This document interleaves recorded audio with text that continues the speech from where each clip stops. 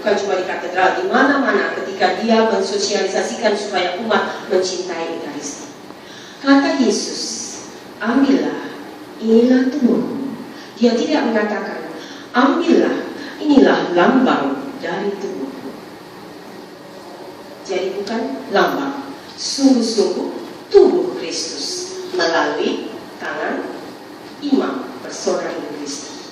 Pribadi Kristus yang hadir secara nyata dalam diri imam.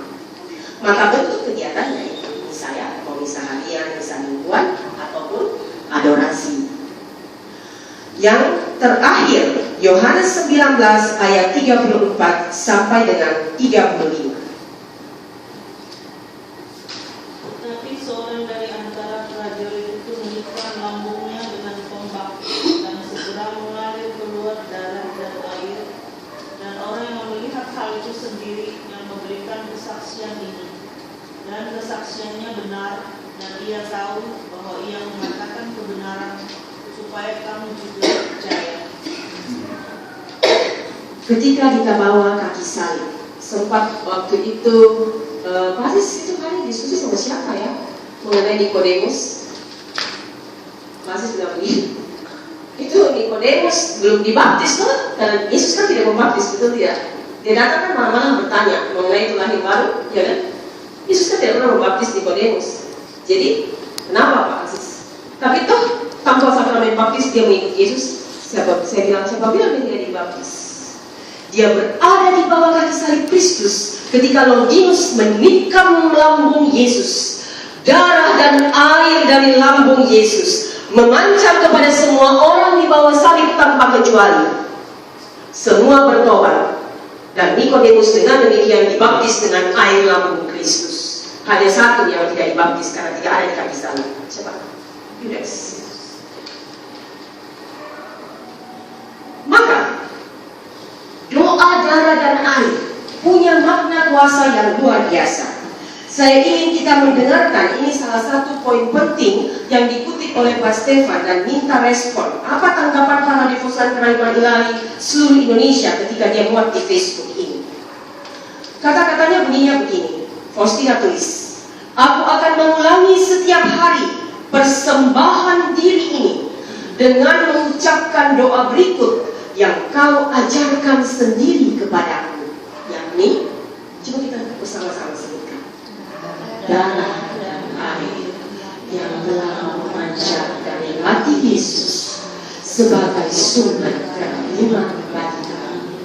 Engkaulah agama. Apa tanggapan kita setiap kali kita menjelaskan doa ini? Faustina tiap kali mempersembahkan diri sebagai doa sendiri.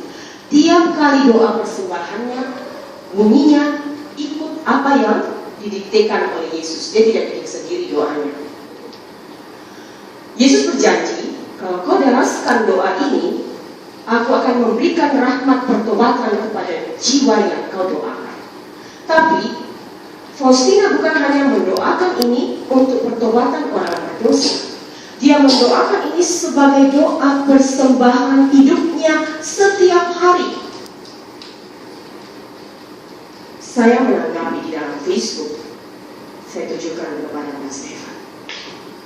Pengalaman selama 12 tahun mempraktekkan ini memberikan satu inspirasi yang luar biasa.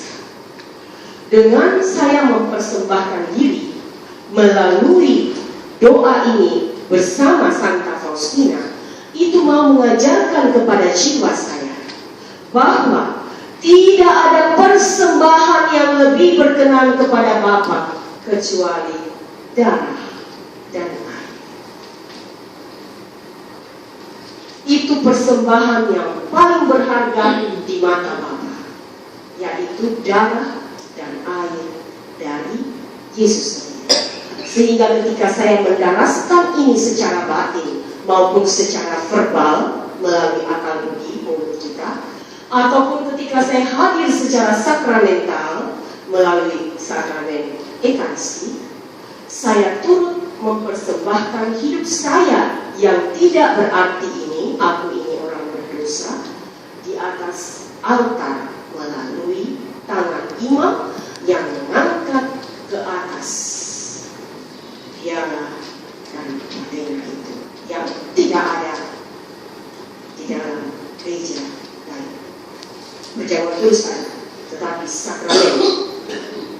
tanda yang menjadi satu dengan yang ditandakan melalui konsekrasi itu, yang hanya bisa dipersembahkan untuk mereka yang sungguh-sungguh mempersembahkan hidupnya. Biar Pak Asis mau sekali tidak bisa. Lebih lanjut, doa penghayatan devosi ini, doa darah dan air ini, mau mengatakan pada saya pribadi, karena selalu saya mendengar, untuk apa Ibu Sista selalu ajar orang menurut Faustina? Memangnya orang semua harus jadi suster? Saya bilang tidak. Tetapi dari kehidupan para selibat, melalui doa devosional ini yang dipersembahkan tiap hari, saya sendiri bertanya pada diri saya, ini kan bukan kata-kata yang dipersembahkan, tapi hidup yang dipersembahkan. Sebagai orang awam, hidup yang bagaimana yang saya persembahkan kepada Allah? Saya bergaul ketaatan atau tidak? Tetap bergaul ketaatan dalam sakramen perkawinan. Kaidahnya ada.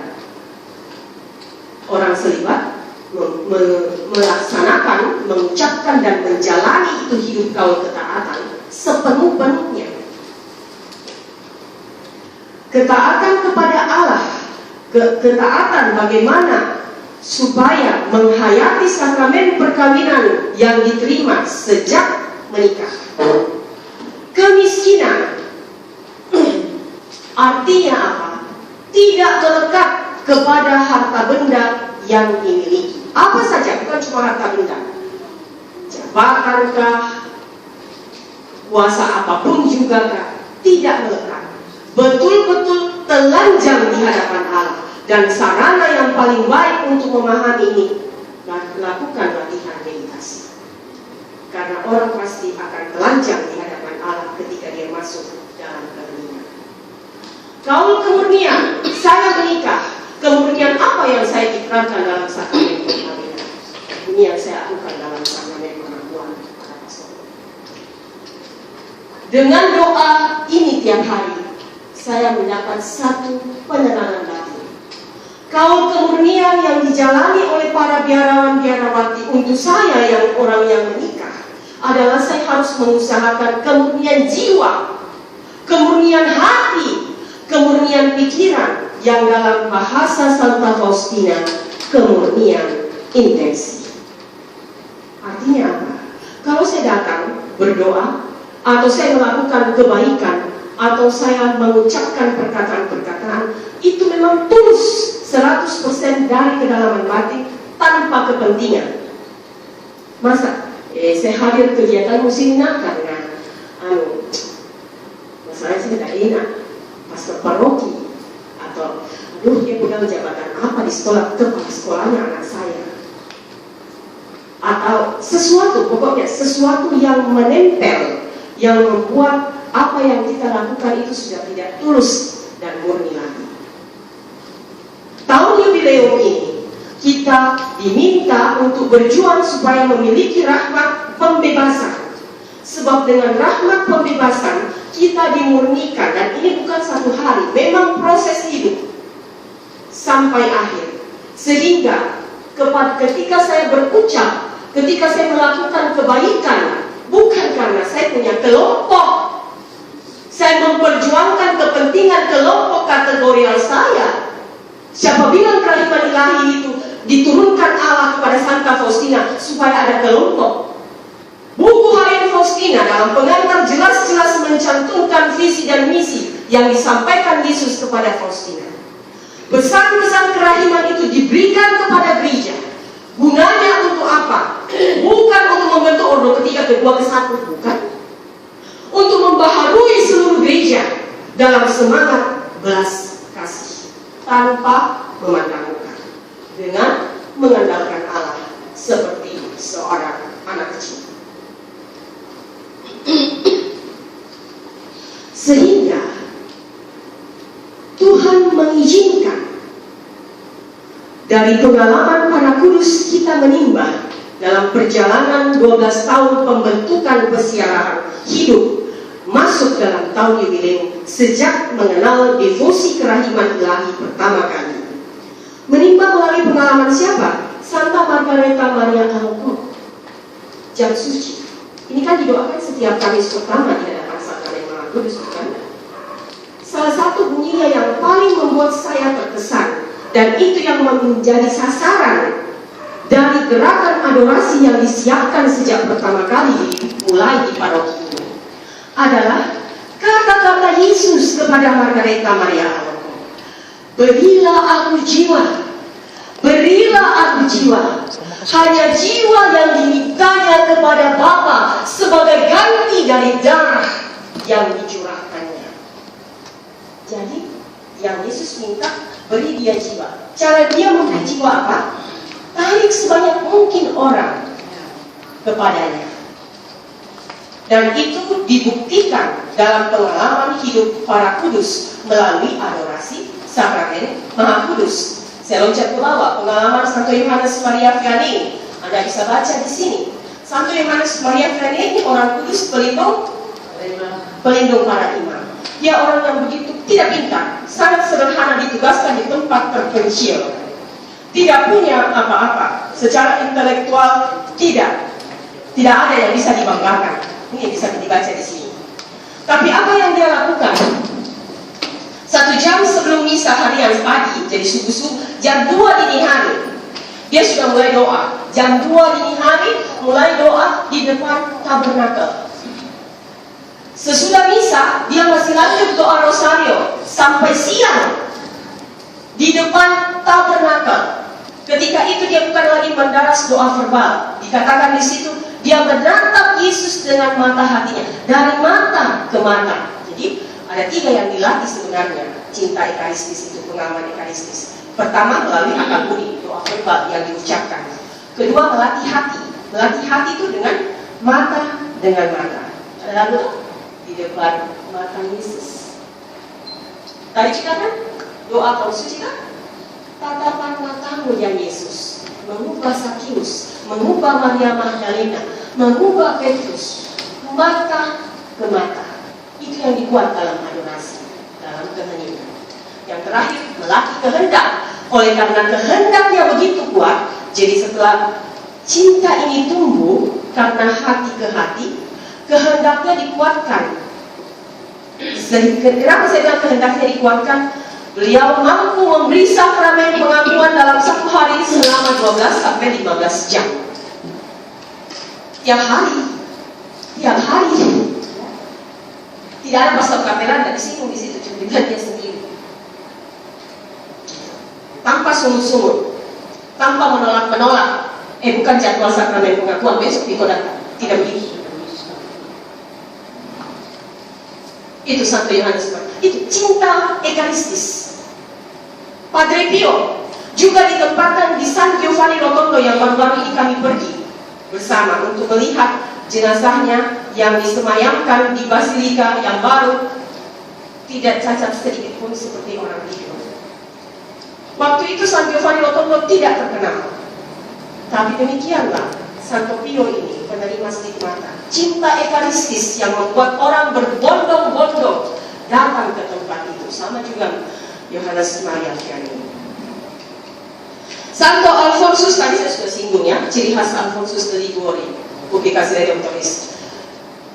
Cinta mistik, cinta ekaristis yang bersumber kitab suci. Di sini ada masuk, ada pengkhotbah, masuk aja saja. Ini kan 30 hari kunjungan di dalam, lengkap dengan jalan salib. Kalau dilakukan tiap hari, kan, sebab sebelum ini kami serahkan ke kapel adorasi katedral, kami sudah lakukan sendiri dalam kelompok kecil sebelum ada dibentuk komunitas adorasi di tempat ini. Semua bahan yang disiapkan adorasi di tempat sini sudah kami lakukan, maka kami tahu bahwa itu benar kehidupan para kudus. Karena apa saya katakan ini benar? Komunitas Kerahiman Ilahi Makassar itu punya ciri khas. Dia tersebar karena apa? Kekuatan ekaristi. Tidak ada moderator. Saya mau katakan, tidak ada organisasi formal. Yang ada itu hanya di Keriting. Indonesia belum ada, itu tumbuh sendiri-sendiri. Dengan inisiatif orang-orang yang hidup dan menghidupi ekaristis. Bukan kami yang menarik orang. Ekaristi, karena pertama kali yang kami buat adalah adorasi di tempat ini. Kami keliling 9 paroki sejak tahun 2004 bersama suster, mulai dari 1 suster, 2 suster sampai sekarang. Itu 9 paroki setiap Jumat pertama novena, itu dengan mempersembahkan jam kerahiman dan misa novena Jumat pertama. Setiap kali tanggal 5 Oktober, ketika belum ada dicantumkan dalam kalender liturgi secara resmi, tapi kami tahu bahwa dari Vatikan sudah menetapkan 5 Oktober sebagai pesta nama Faustina. Bagaimana caranya mensosialisasikan? Bukan dengan pidato pastor, bukan. Kami berkeliling pada pesta nama Faustina, mempersembahkan misa syukur. Bersyukur atas apa? Bersyukur karena Allah berkenan menganugerahi gerejanya orang kudus seperti Santa Faustina. Dan itu dilakukan sejak penetapan. Sejak kapan Faustina dikanonisasi? Sejak kapan? Sejak tahun 2000. Penetapan pesta Minggu Kerahiman Ilahi pertama kali. Di situ juga Faustina dikanonisasi. Dan kita di Makassar, sejak kita tahu bahwa dia 5 Oktober, kita keliling. Bukan dengan minta pengesahan dari Bapak Uskup, tapi dengan mempersembahkan misa syukur. Kenapa keliling paroki? Mau cari popularitas? Bukan. Karena dengan berkeliling paroki, otomatis pastornya akan tahu, oh ada Faustina. Tuh, ya tak? Karena apa? Benar apa yang ditulis oleh Bapak Suci dalam bulan poin nomor 24. Kekuatan Ekaristi itu persatuan persekutuan para kudus. Jadi memang yang pergi menyampaikan undangan Pak Asi, Bu Siska atau Devosan, atau menyampaikan intensi masing-masing Devosan paroki, tapi ingat yang berbicara kepada imam, doa para kudus karena dipersembahkan dalam Ekaristi. Kalau hari ini Kota Makassar mengenal devosi kerahiman, itu karena kekuatan Ekaristi. Saya kan katakan demikian, karena sampai hari ini tidak ada kelompok resmi, tidak ada pembimbing rohani atau moderator seperti keuskupan lain, tidak ada. Tetapi tanya di pastornya, pasti dia tahu mengenai kerahiman.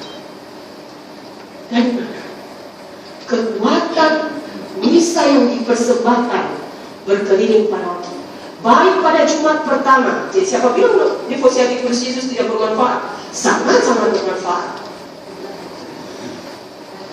Kekuatan misa setiap jam kerahiman, dipersembahkan misa, selalu intensinya beda-beda tak? Sebentar para imam, pastinya 9 kelompok jiwa yang harus didoakan. Dan ketika Minggu Kerahiman Ilahi, ini yang paling bagus. Siapa yang berani meminta pastor untuk khotbah? Kita orang awam, bukan ustaz. Tapi dengan menaikkan intensi misa, ini bukan perkara permohonan perorangan, bukan. Ini permohonan dan persembahan syukur atas nama gereja. Setiap Minggu Kerahiman Ilahi, paroki yang ada di devosannya dipersembahkan misa syukur pesta kerahiman. Sambil kita berdoa ketika menyerahkan intensi ke tangan Bapak Pastor, supaya dia berani berkhotbah tentang kerahiman. Dan demikian, memang ternyata demikian. Sampai hari ini kalau komunitas masih ada, di Mariso, di Asisi, di katedral. Kalau komunitas ini masih ada, karena masih ada hati yang mau sembah sujud. Selama masih ada hati yang mau mempersembahkan hidup, kata Monsignor Suharyo dalam artikel yang ditulisnya di majalah liturgi mengenai Ekaristi kurang lebih 3 tahun lalu, yang kita ambil ketika Pak Stefan Lex membawa seminar di Swiss Berlin dan saya sisipkan masuk mengenai Ekaristi. Kata Monsignor, satu komunitas gereja akan bertahan jika ada tetap ada yang cuma satu orang yang mau memberi hidupnya untuk kelangsungan hidup komunitas. Apalagi kalau banyak orang, kata Suster Hero Suster Alesima waktu itu memberikan kesaksian. Saat kekuatan satu batang lidi tidak bisa menyapu kotoran banyak. Kekuatan segenggam lidi, sekumpulan lidi, ruangan jadi bersih. Maka kita dikumpulkan dari satu batang lidi ke batang lidi yang lain. Nah, demikian kurang lebih tidak sampai 50 menit apa yang bisa saya berikan sebagai pengantar. Jadi pengalaman ekaristis melalui devosi dan liturgi. Kalau ada orang melihat devosi dan liturgi hanya sebagai aturan ibadat gereja, kasihan sekali, karena dia akan hidup dalam kemiskinan. Tapi kalau ada yang memandang seperti para kudus ini, devosi dan liturgi adalah kekayaan misteri belas kasih Allah yang diberikan kepada gereja Katolik supaya semua orang menerima rahmat belas kasihnya, maka dia akan bertumbuh dan berbuah lebat. Demikian saya kembalikan dan mulai secara bergilir suster-suster yang sudah mempersiapkan ini. Tidak harus orang kudusnya yang dari sini. Orang kudus banyak sekali kok. Kalau pesta Paskah banyak itu ditanya gitu kan. Silahkan berbagi apa yang menginspirasi kita masing-masing. Saya mulai dari suster yang biasanya berdekatan. Baru ini tinggal begini saja seperti itu. Kalau mau berbagi, sebutkan namanya suster, karena kalau saya kenal sekali tapi yang di keberatan tidak kenal di dalam. Seperti di mana?